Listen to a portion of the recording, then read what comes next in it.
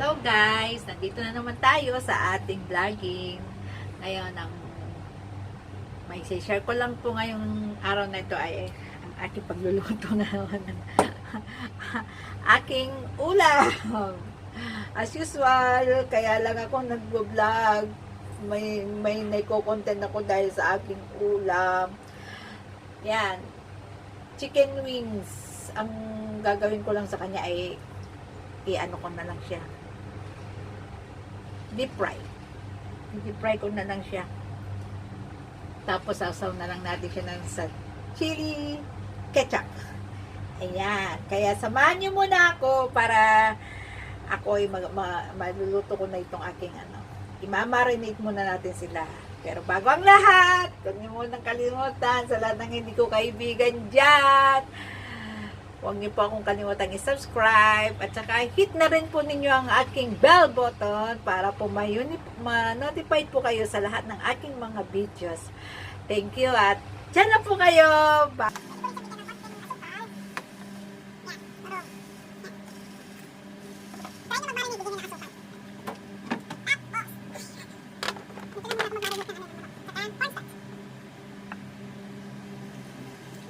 Kanina, hinati-hati ko siya sa gitna, yung inano ko siya, para sa ganun yung amoy, yung lasa, yung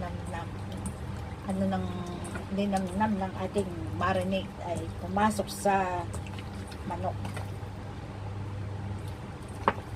Para hanggang sa loob ay pumasok yung lasa.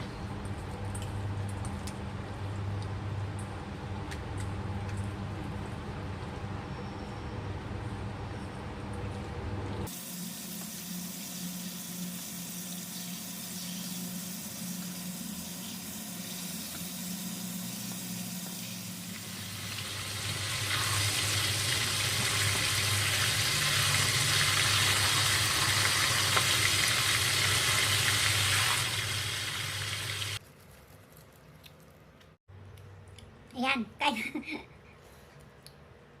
Tabi natin yung pagkain natin. Nautlot.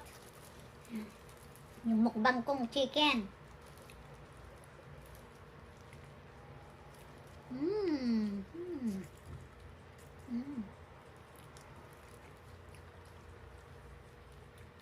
Sarap.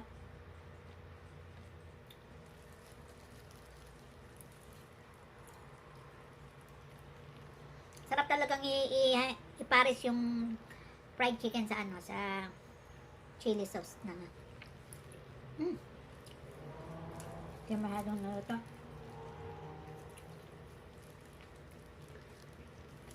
Tama-tama lang yung pagkaka-marinate ko sa kanya. Mas masarap talaga ang chicken wings sa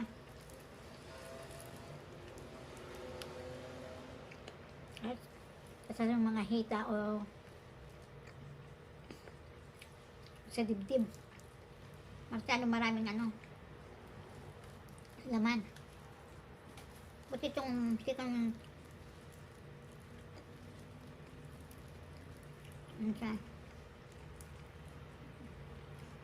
kasi masarap yung parte ng may mga buto-buto.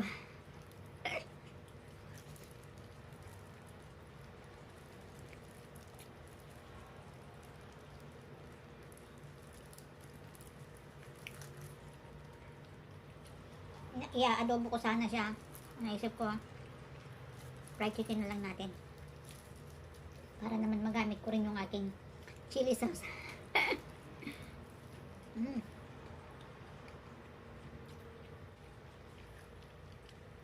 Kasi mag-isa ko lang. Ito na lang. Bumili ako ng chicken wings ng isang araw. So, may ulam ka.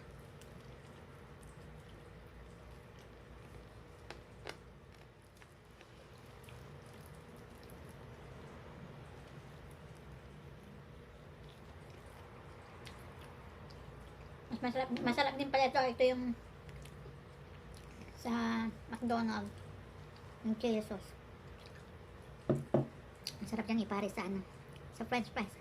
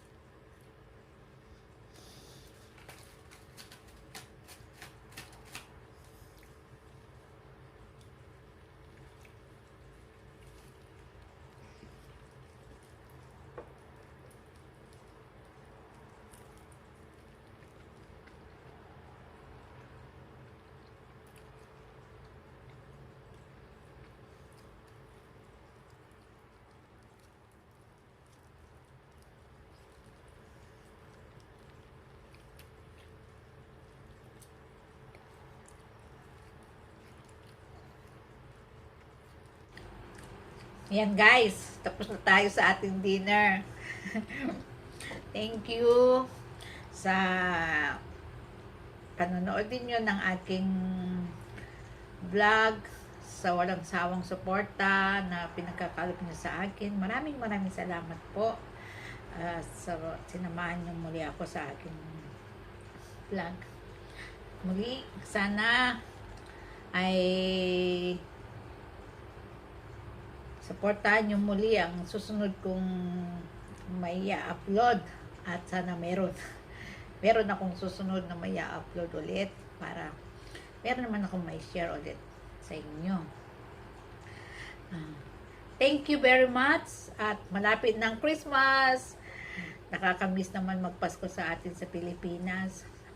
Sana ma-open na rin ng open naman na, kaya lang dahil po sa haba ng quarantine, hindi po kami makauwi-uwi. Kaya, lagi po namin pinagdadasal na matapos na po itong pandemic na to at maging free, open, wala ng quarantine at makauwi na rin po kami. At